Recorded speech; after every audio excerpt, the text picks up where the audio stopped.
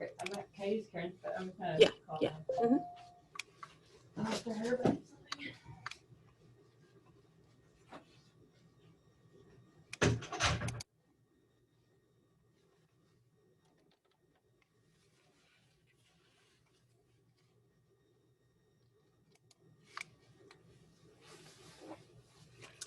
Good morning, everyone. We'll take a moment for everybody to get logged in.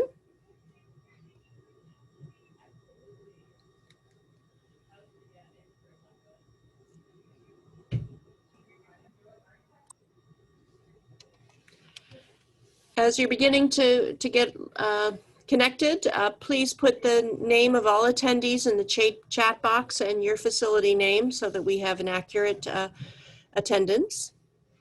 Thank you, Joanna, for getting us started there.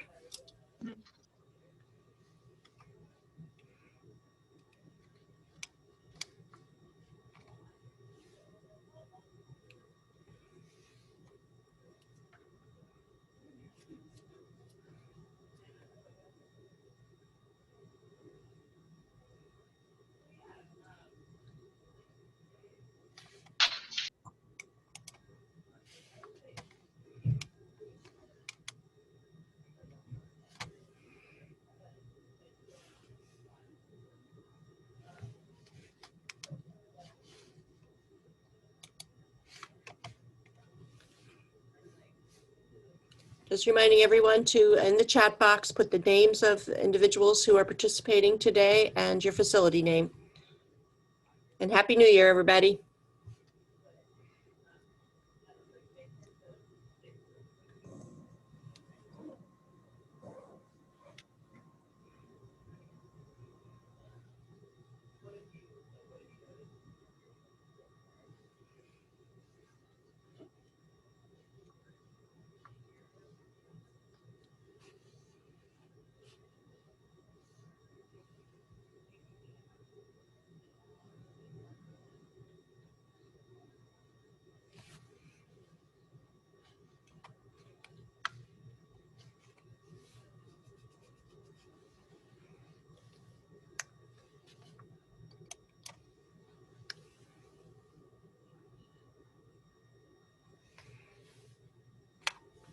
Okay.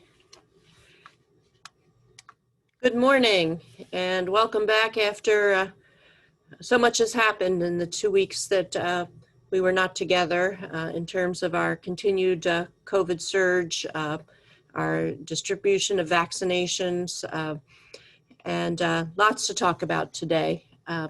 Today's session 6 for Project ECHO in nursing homes is addressing testing in the nursing facility. And so I'm going to start by sharing my screen. And give me 1 second here. And just remember, for those who've just logged in, to please put in the chat box the name of your facility and all individuals who are attending so that our registration is accurate.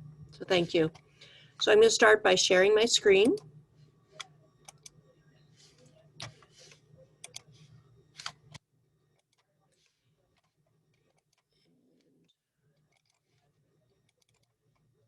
Session 6 today. Our lesson planning for today, and again, this is all on our IHI website for Project ECHO that all have access to. I want to highlight that there is a video from Dr. Namali Stone from the CDC on testing, but it's a 26-minute video, and instead what I've elected to do for today's session is to review the literature that's been published in our sector in nursing homes on COVID-19 testing over the last few months. So I'm going to review some articles from November and December, and one article that actually is in pre-publication form, but distributed in December for publication in January from the Journal of the American Medical Directors Association.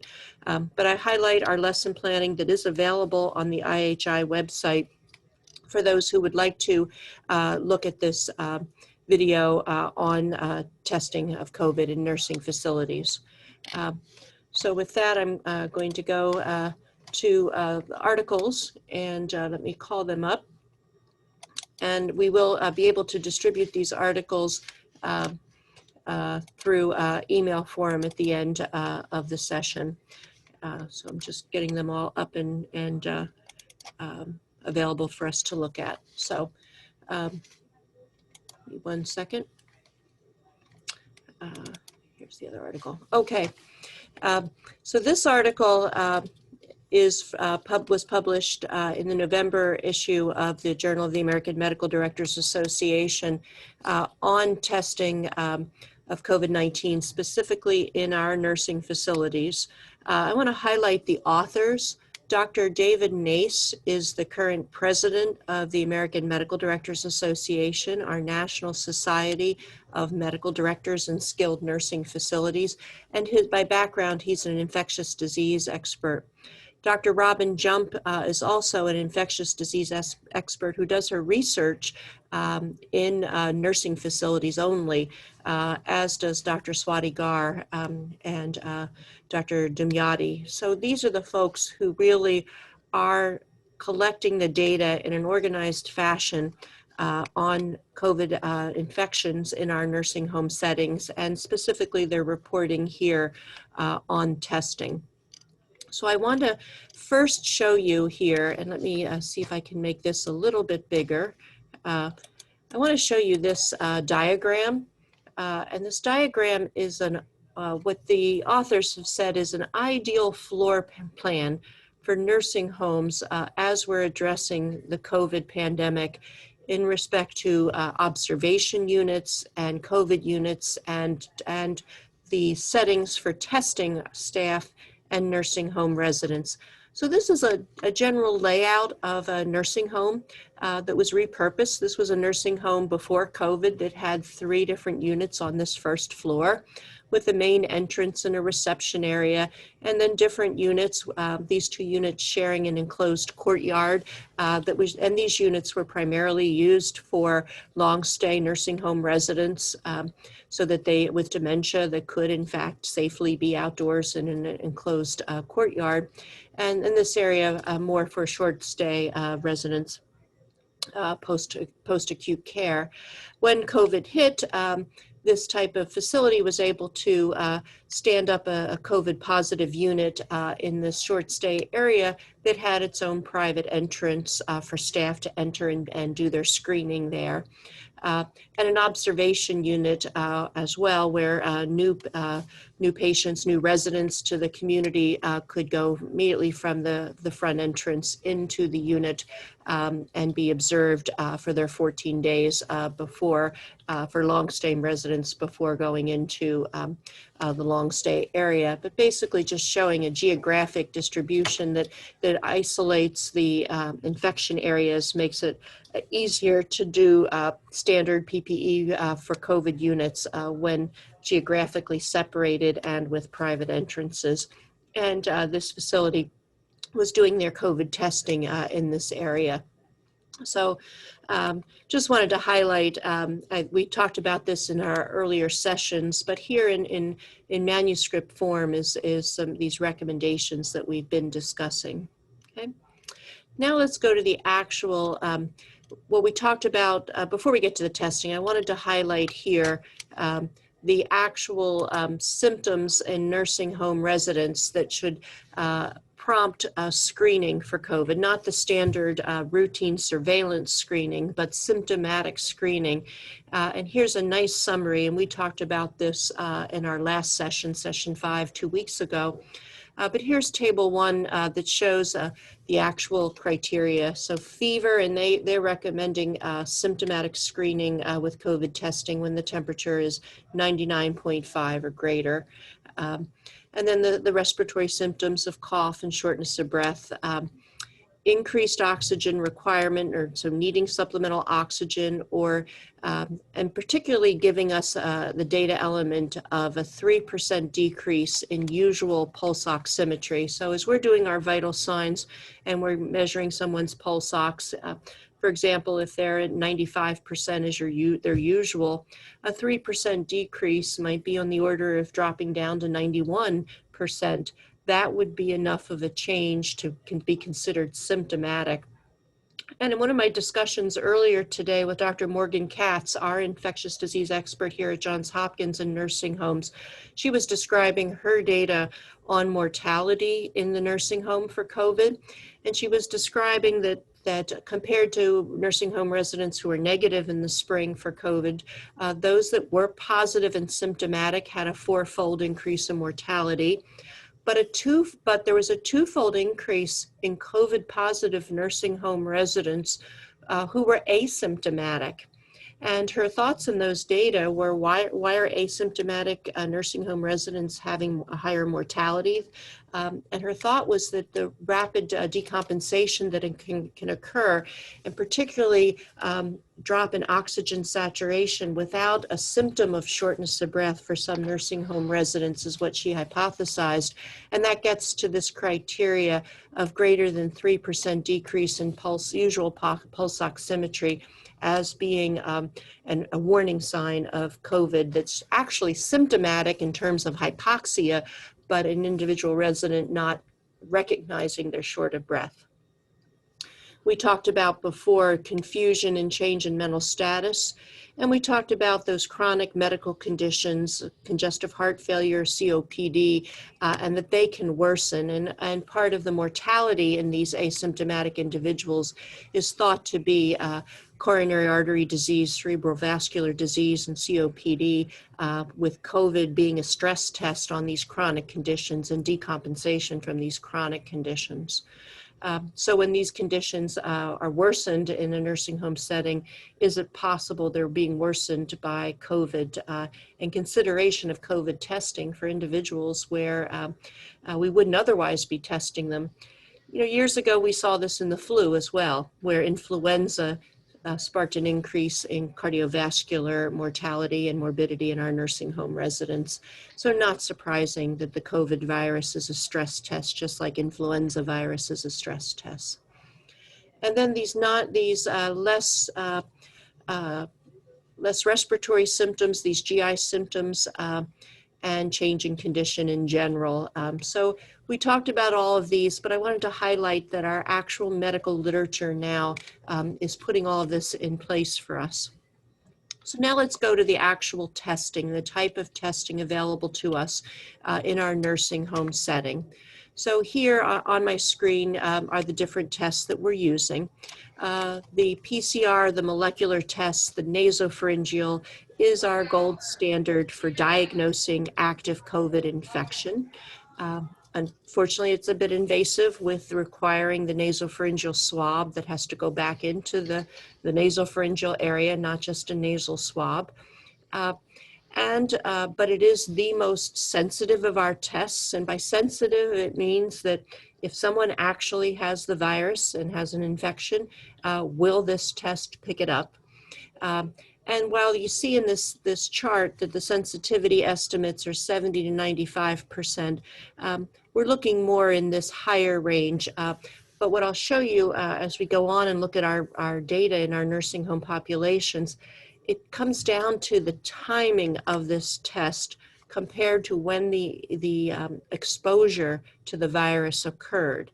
So in the first few days of exposure, sensitivity is very poor. The day that somebody gets exposed, the sensitivity is 0. You won't pick it up, even though they actually have the virus in their body. But by later, and typically when individuals become symptomatic, then the sensitivity approaches that 95%, which means 5 out of 100 that actually have the virus will still not be a test positive. And so there is no substitute for clinical judgment and a healthy concern for the virus, particularly when the virus is prevalent in our community and being brought into our facilities by our staff. So this is the test that many of our facilities are required by their state health departments to do at least once a week in their residents and their staff. And then often a second time during the week, the less invasive nasal swab is being used, which is antigen. What's the difference between these two tests? The PCR test is a molecular test. It's testing for pieces of the actual virus, the RNA virus. And actually, in the laboratory, these samples go through what they call cycles to pick up. And so they try to, if there's any virus there, they try to replicate it and get more. And the number of cycles will tell us how much virus was really there. And some of this issue regarding false positives has to do with how many times in the laboratory did cycles have to be replicated before there was an actual positive RNA finding. So for those few times where someone says, oh, there's a false positive, there is a way now in the laboratory to determine whether it's likely a test is a false positive. That's relevant when there are a number of tests that are being reported out of a facility where individuals are asymptomatic, no symptoms at all. And many of the laboratories now, when they see this type of data, are going back and looking at their quality control and looking at the number of cycles to be positive. This happened here at Johns Hopkins this past week. Over the last few weeks, we've begun to require not only PCR testing for COVID on admission to our hospital, but every 7 days. And yes, there are hospital patients who are admitted for non-COVID illnesses who remain in the hospital more than 7 days, and they are now being routinely tested every 7 days in our hospital.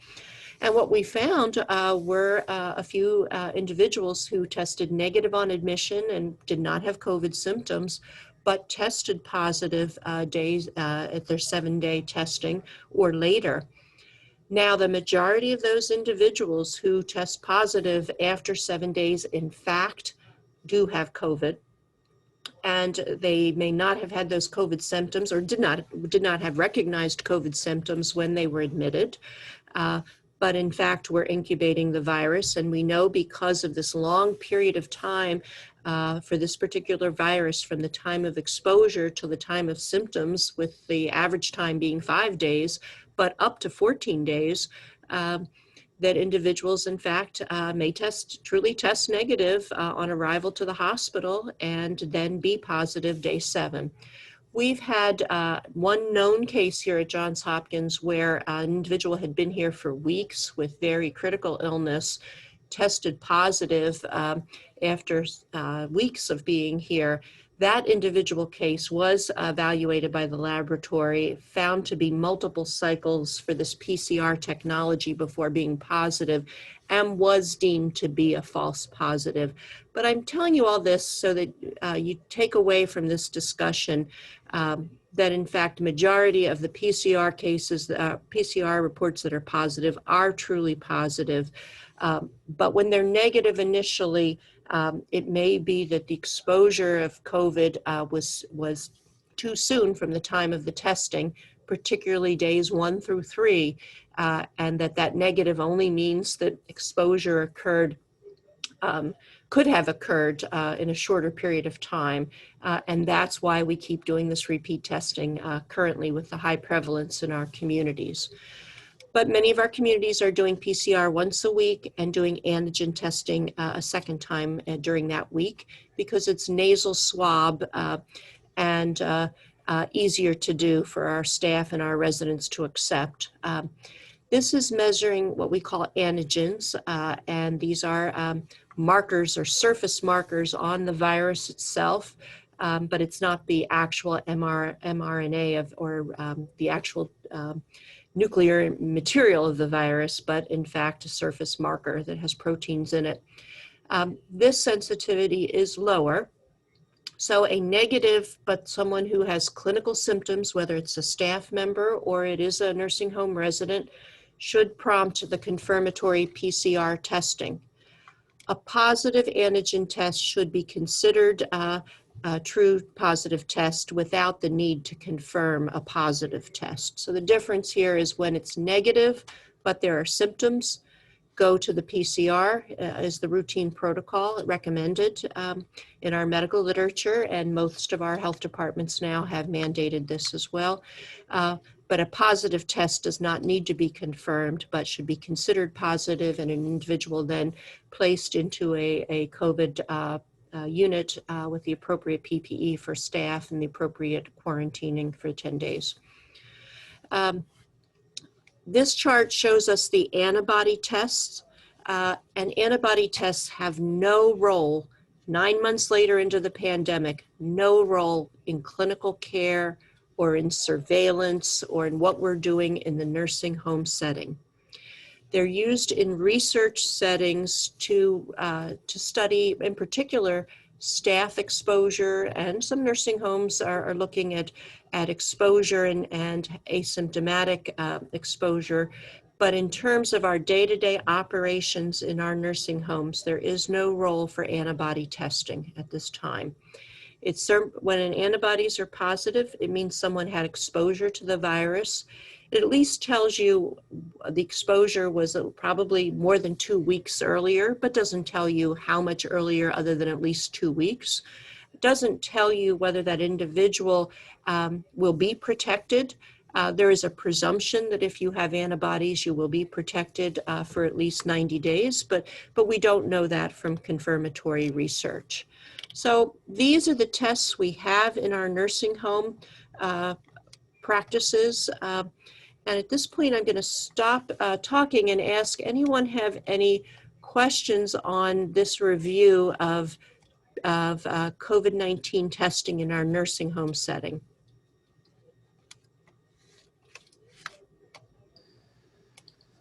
Hi, I just have a question.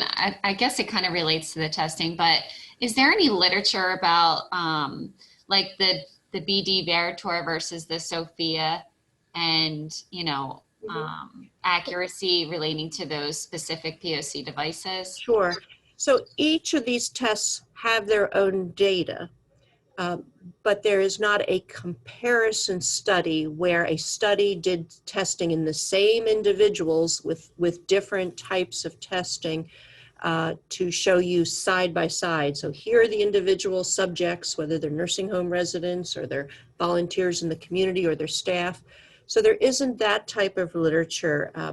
But in general, what I've shown you here is the best knowledge we have that's evidence-based on these tests. So, and it comes down to practical use. So, and since all of us here have been tested, we know the difference between having a nasopharyngeal swab versus a nasal swab, and the ease of doing these and getting the results. And at this time, majority of our health departments that are mandating more than once weekly testing are permitting this combination of nasopharyngeal once a week and antigen testing a second time.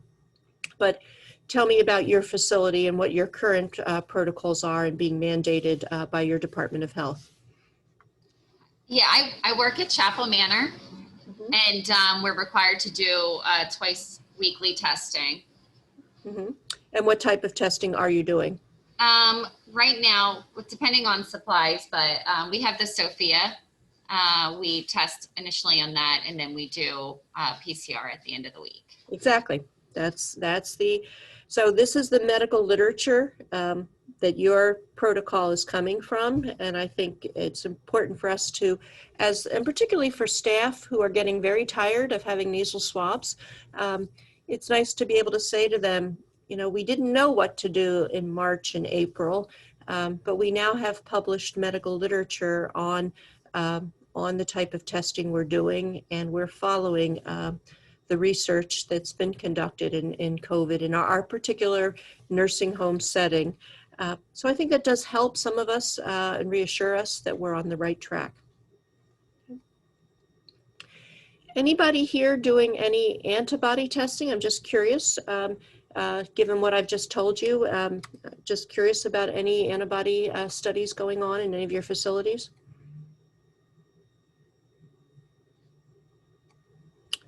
I'm going to take the silence as being no, and that's confirmatory. I'm sorry, go ahead. At the here at our facility, we had a patient who was antigen tested at our facility negative, was sent to the hospital for another reason, was antigen tested positive there, came back to us, had an antigen test of a negative again and a PCR negative.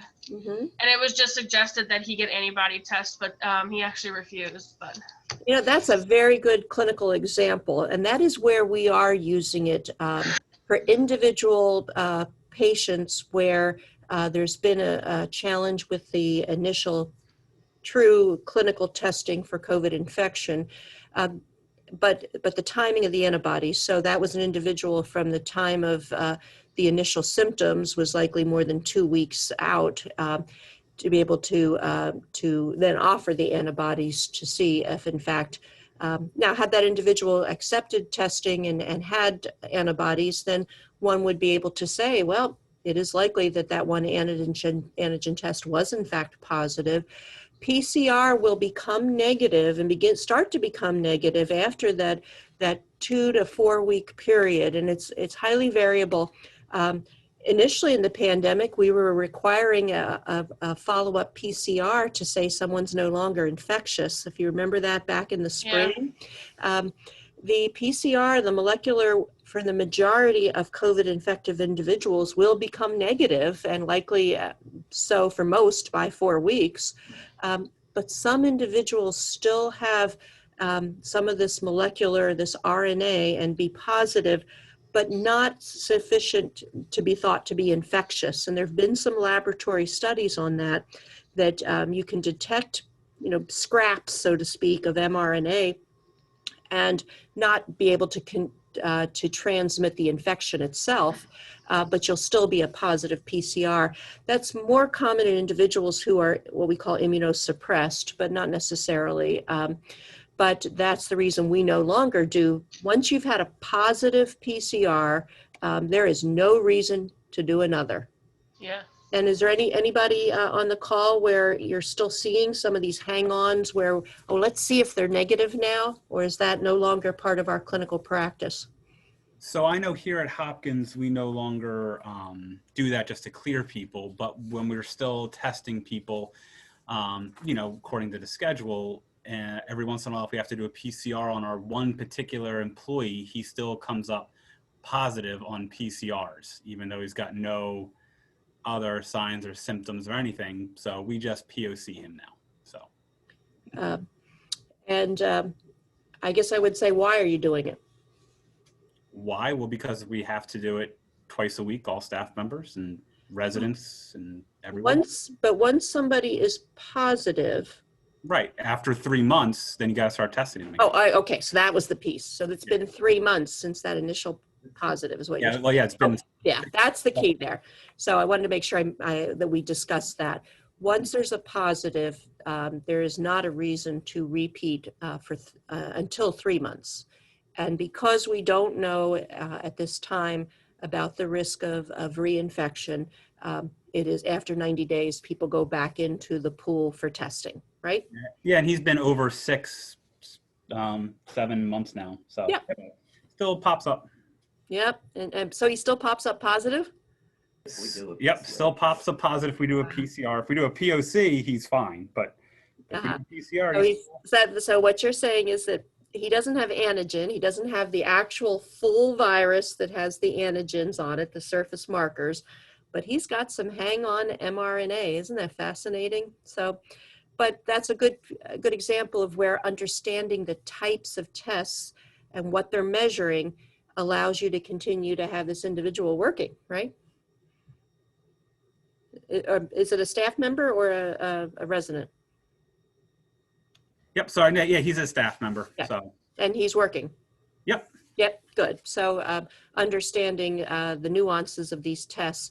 I'm just curious, is this someone where a laboratory has given you any of what they call the replication cycles, or again, here at Johns Hopkins Research Laboratory, that's someone whose sample would be looked at more closely for what we call the replication cycles.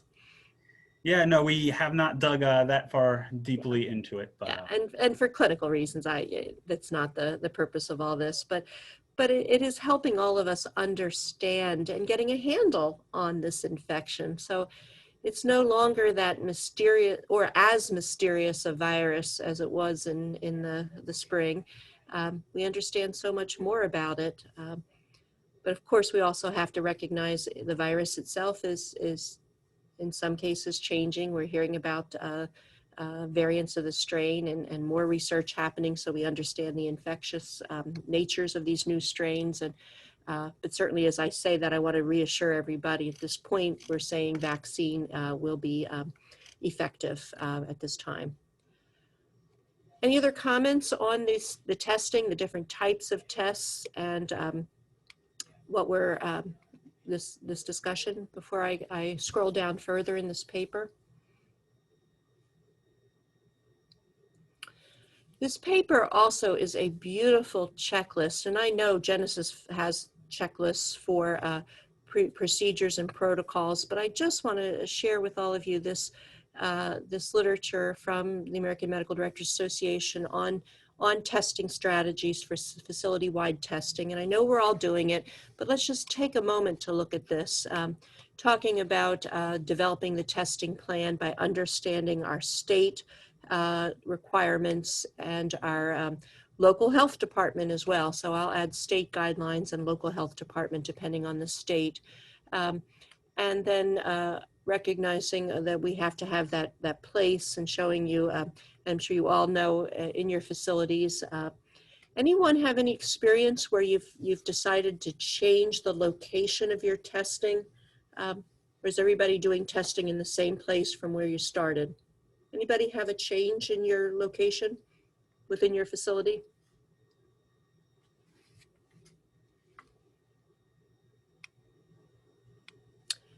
Anybody want to share with us how you chose the location for your testing?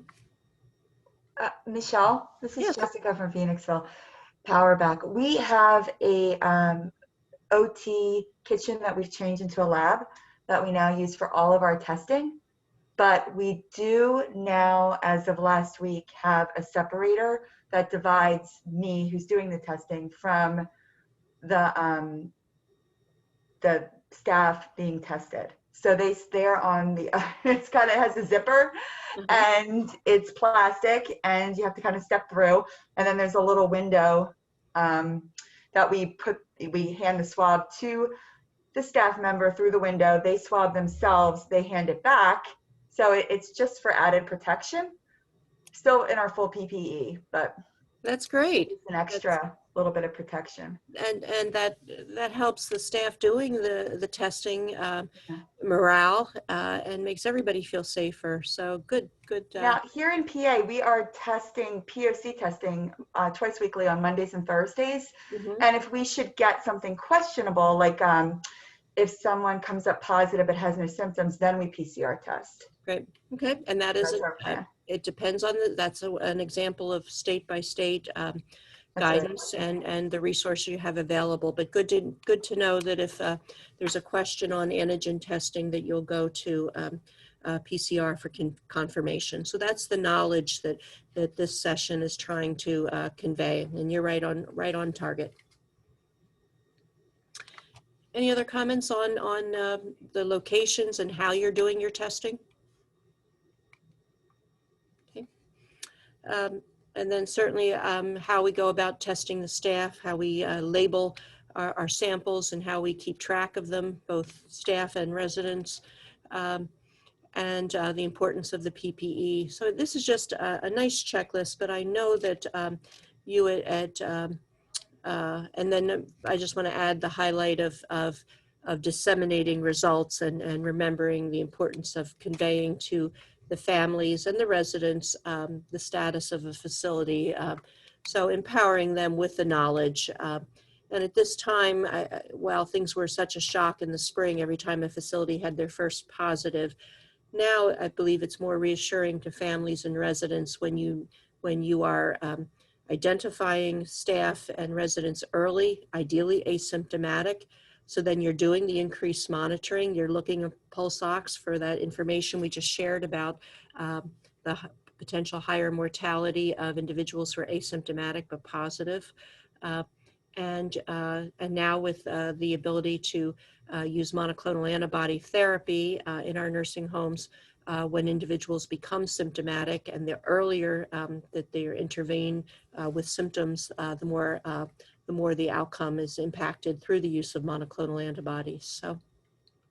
So I wanted to highlight this paper published in November in our Journal of the American Medical Directors Association. I just think many of us have now begun to use this type of facility mapping so that we identify symptomatic and asymptomatic individuals and where they're located, and beginning to understand some of our spread and getting a handle on our facilities. So let me ask, anybody here use this type of diagram, this mock-up of facilities as you're reviewing your positive results in residents? Hi, this is Linda Sullivan from Hamilton Arms. I would say we all do at Genesis. We all have a map that we have to use and show how we're cohorting people, how we're moving people, where are the hot spots, etc. Mm-hmm. Thank you. Were there any times when that mapping was an aha moment, like, oh wow, and made a difference in practices?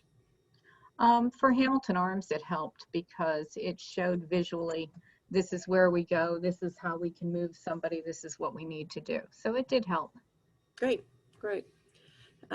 So I think, again, it's reassuring to know that what we're doing day to day in our practices, our facilities, is the best practice and what we see in our national medical literature. So well done. All right, so that extent of that article I wanted to share with you. Here's an article that I wanted to share with you about, and it's a follow-up to session 5, which is the spectrum of illness. And we looked at that table 1 in the last paper for the symptoms. But this article actually hasn't been published officially yet, but I do have it available. And I want to just share it with you about the spectrum of illness in our nursing home residents. Again, this is actually coming from the Netherlands, but well done study of nursing home residents and their symptoms. So I'm going to scroll down here to their actual data. So here we go. And I'm going to make this a little bit bigger so we can all share it.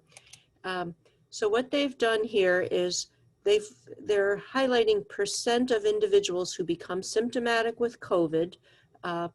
And when they initially presented day 1, here's your symptoms. What are the symptoms? And then followed the nursing home residents with COVID for the total duration of their COVID illness for symptoms that developed later on. So it just helps us understand our nursing home population and the COVID illness and the spectrum of illness. So we talked about this in session 5, but here's some actual follow-up data. And so let me go make this even bigger so we can see it.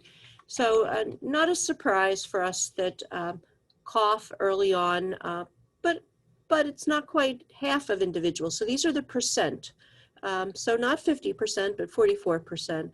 But 3/4 of individuals, by the time their COVID illness has run its course, will have cough. The shortness of breath early on, you know what? It's like 1 in 9. When day 1 of presentation, they're not short of breath, but 60% have symptomatic shortness of breath by the end of the illness, and that shows us the importance of our increased monitoring of vital signs and vital signs that include pulse oximetry, and gets back to that point that I made in table 1 of the last paper, when pulse oximetry is reduced by 3% of their baseline. So we know everybody's baseline now, and if baseline isn't 100%, or if it is, but they dropped to 97%, that's significant. And those are the individuals that we want to begin, when they're COVID positive, to begin to, first of all, to test them, and if they are COVID positive, to begin to consider for monoclonal antibody therapy in our nursing home. Some of our more significant symptoms, chest pain, remained a low % throughout, but certainly given mortality and our worry about underlying coronary artery disease and cerebrovascular disease, a very important symptom when it does occur. But this general overall fatigue malaise, you know, it's about half the individuals day one and majority of individuals by the time the illness runs its course. But only a quarter of individuals on day one of symptoms have fever. So when we see fever, we take it seriously. And now we have that temperature from our last review to help us there. The loss of appetite for our older adults, we talked about this a lot in session 5, you know, the loss of taste and smell, much less in our nursing home residents initially, but appetite in general for any illness in our nursing home population becomes important as illness progresses, and we see that. And these data highlight the physical debility that happens with COVID, happens with influenza, whatever the illness in our nursing home population. This is now a really hot topic for research, is physical rehabilitation after COVID illness. Let me ask if any of you have begun to see a routine referral for physical therapy in your long stay residents after they've recovered from COVID to get them physically back in shape, and particularly after their quarantine period is over. Anybody have a experience with that in your facilities?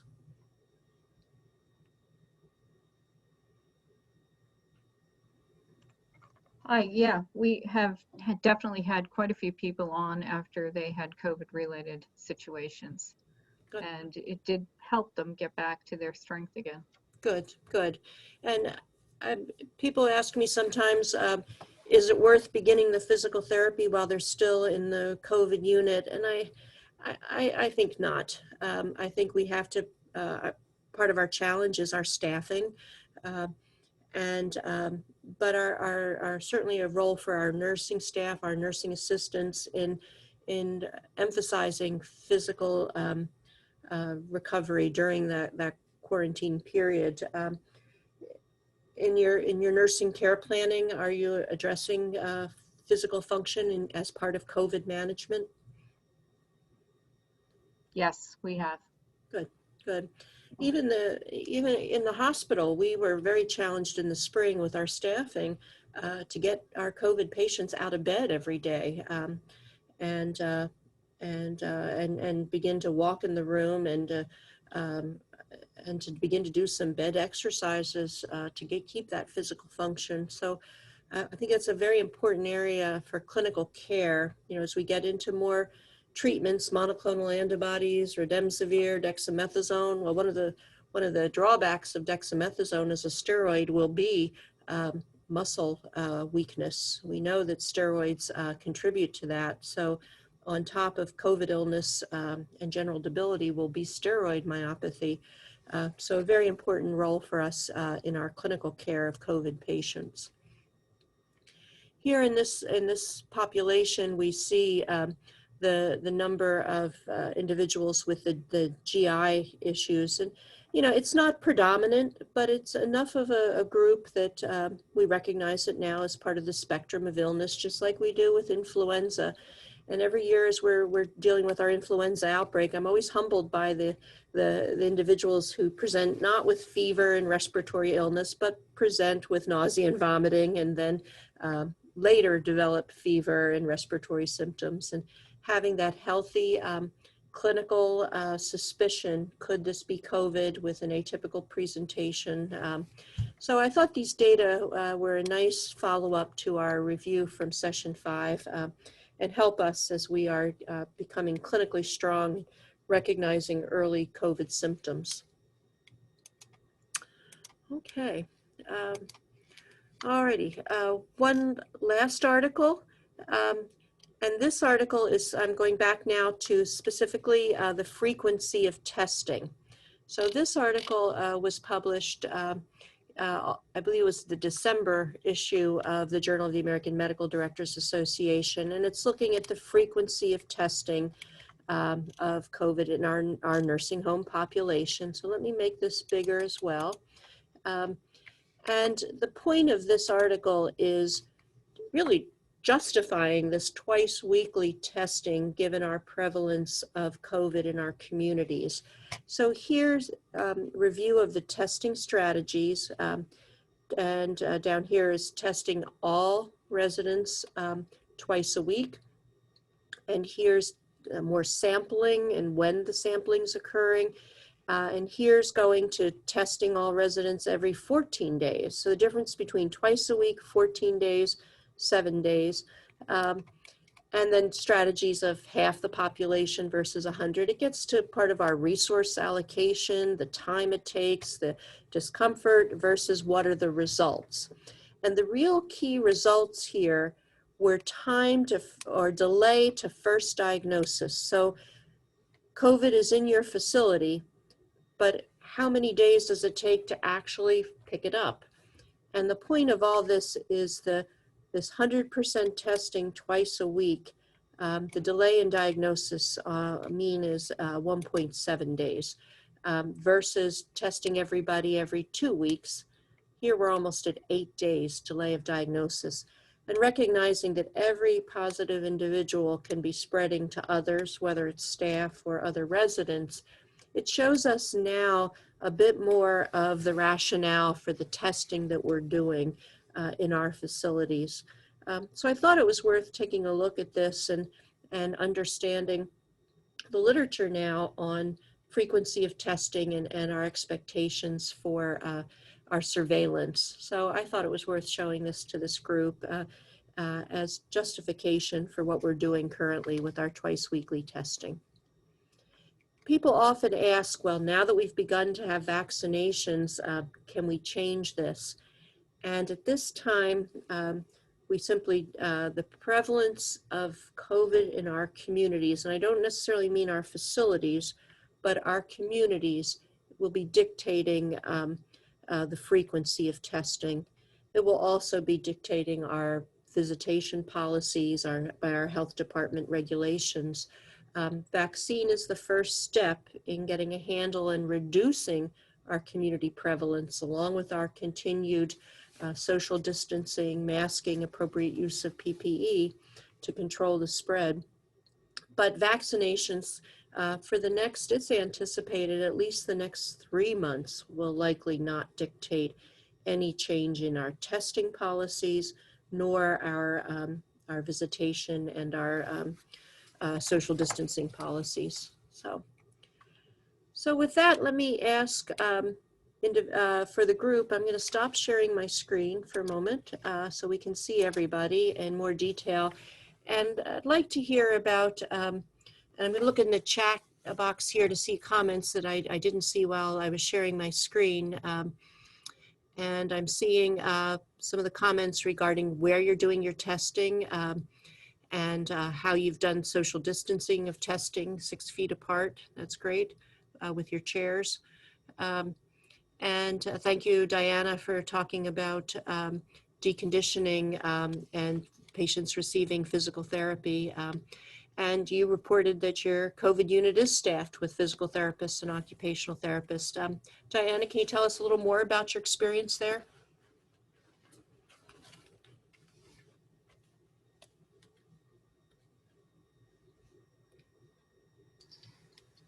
I think she has issues with her audio control. Okay, all right. But she works at Chapel Manor with myself, and we have a designated positive COVID unit that we work with the city of Philadelphia. Mm-hmm. So obviously the goal is having OT, PT, and speech therapy, as well as respiratory therapy up there. Yep. And really trying to work with the residents who are deconditioned and, you know, what their needs are to either go back to the community or to continue therapy once they go back to their other facility. But speech therapy has definitely been like the biggest need that we've seen. Mm-hmm. And not just with ventilated patients, but tell me about a little more about the speech therapy. What we're seeing here is a lot of residents, the loss of appetite, their diet level has decreased. Mm-hmm. So dietitian and speech therapy have been imperative, and trying to get them back up to, you know, like a regular diet level rather than thickened liquids or a mechanical diet. But that definitely, that is the biggest need that we've seen here. Good. Yeah, we hadn't even thought about that or hadn't discussed that to date, but including speech therapy. In my chronic ventilator unit with our COVID recovering patients, speech therapy is very important there. But you don't need a ventilator to have a swallowing disorder and a change in diet. And so that's fantastic. Thank you for sharing that. Good. Any other comments in rehab or in testing or the types of tests we're using in our nursing facilities? Okay.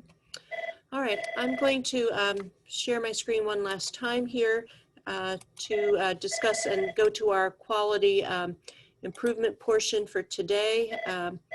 And this PowerPoint is also available on the IHI website. And sorry, we here with our staffing, my phone rings, so I'll get that later, but I apologize for that interruption. I want to show you in our quality improvement slides for today, and let me just make that a little bit bigger so we can all see it. Oops, let me go back. Oh, sorry. Let me see if I can get, here we go. The 5-step process for quality improvement. We had a session on this earlier, but just wanted to follow up with this structure where we talked about observing problems. I think today's example might be in where you set up your testing for your facility, finding opportunity to improve it. We heard about the use of a plastic screen to keep staff safe, the use of moving the chairs 6 feet apart so individuals can sit and be socially distanced while they're waiting their testing.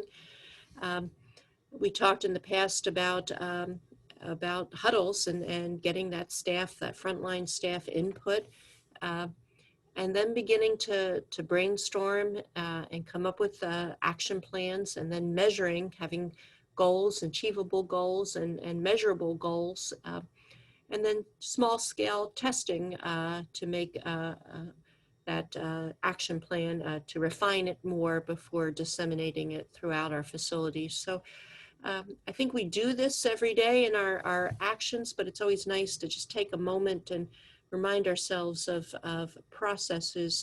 And I know Genesis, again, as a leader in quality improvement, does this 5-step planning.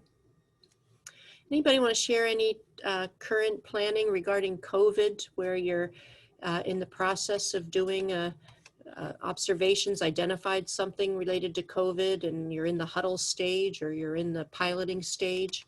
It doesn't necessarily have to be about testing, but we just wanted to hear if anybody had some thoughts here in quality improvement in COVID care.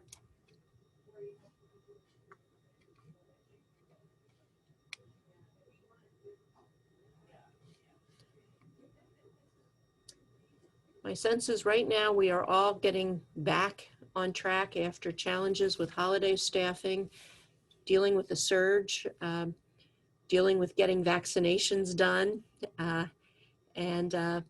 we'll get back to our 5-step quality improvement as we begin to go from what I would call surge management to day-to-day operations, right?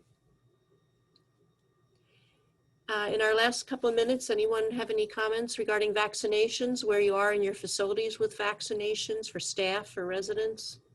Any experiences to date?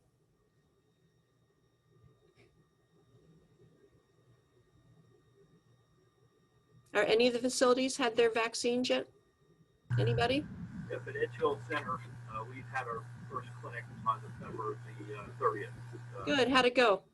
Very well. CVS pharmacists and technicians. We vaccinated 93.75% of residents and 52% of staff. We have our second vaccination date coming up. That's on January the 20th. And we now have a robust roundtable discussion. getting out as much information as we can for staff, and being 100% transparent to increase staff participation rate, in which they would get their first shot on the second clinic date, and then Great. followed on the third clinic date. Good, good. I have heard from some other facilities where facilities got a date and then the date got pushed back. Have you had some of that experience? That was not our experience today. So. Good, good. You know, as each state currently is evolving their distribution plans, I do anticipate we're going to see a little more federal oversight in the next few weeks of vaccine distribution, but currently it does remain a state-by-state distribution. But sounds to me like you have your facility plans in place, so when the date is given, you're on. Right? Good, good. And I'm happy to report I did get my vaccine on my first dose December 28th, and I've got my second date of January 21st, and can't come soon enough as far as I'm concerned. So, so we're happy to begin to see the rollout and going well here at Johns Hopkins as well. The data from last evening, where we received across our health system 25,000 doses for our 5 hospitals. Actually 6 hospitals, including our Florida hospital. And we had distributed 23,000 of the 25,000. So we certainly have worked very hard with lots of staff coming in off shift to make that happen. So not easy, but very much worthwhile. So with that, I'm going to just look at in our IHI information. There is a takeaway from today that includes this web link from the CDC on testing and the tests that we went through in great detail. So an additional resource for you that I wanted to highlight. With that, I'm going to ask Dr. Victor Boguslavsky, who's our expert in quality improvement from the IHI, to see if he has any comments. Actually, I'm not sure that sorry, Victor, I don't think let me go back to where we are here. I don't think I actually did you see that and I shared my screen or not? No? Let me just I think it was not, yeah. No, let me, sorry, let me do that one more time. So this is, again, on our IHI website for Project ECHO, and it's the takeaway from session 6. And here's a nice web link for what we've talked about today with the various types of COVID testing in our nursing facilities. So one additional resource. So with that, Victor, any comments you'd like to make? Well, just to thank you for the very informative and practical overview and presentation. You know, as stimulated comments, I was taking notes. You know, I'm sure the great ideas come, and I'll be sharing them with our community as well. And thank you for reminding about this improvement steps. You know, obviously, this group is doing pretty well. You know, can tell that it's sort of a reminder about the logic of the improvement. And perhaps, just for everybody to look at the first slide of that presentation where there are some, those are 5 questions that help you to think about what are the most or the least reliable processes that you can identify. And then, going through those questions such as who does it, when it should be done, where it is done, how it is done, what is needed to be done. Those are the helpful questions to help you frame the problem that you will be sort of considering, and perhaps we'll be talking more about it in the future. Great, thank you. Thank you so much. I'm going to close the session with Diana Ramos's comments. I know your microphone isn't working, but you speak so loudly in the chat and so worth sharing. And you're reminding us that for every hospital day, it takes 2 to 3 days for physical recovery, and understanding the importance of physical function and getting folks moving, our residents moving as part of their recovery. So Diana, you said it best, and we'll end with that for today. We will continue on. We have 10 more sessions. They will be consecutively every Thursday at 11 a.m., 11 to 12. And I look forward to seeing you next Thursday. Take care. Bye-bye now. Thank you. Mhm. Thank you.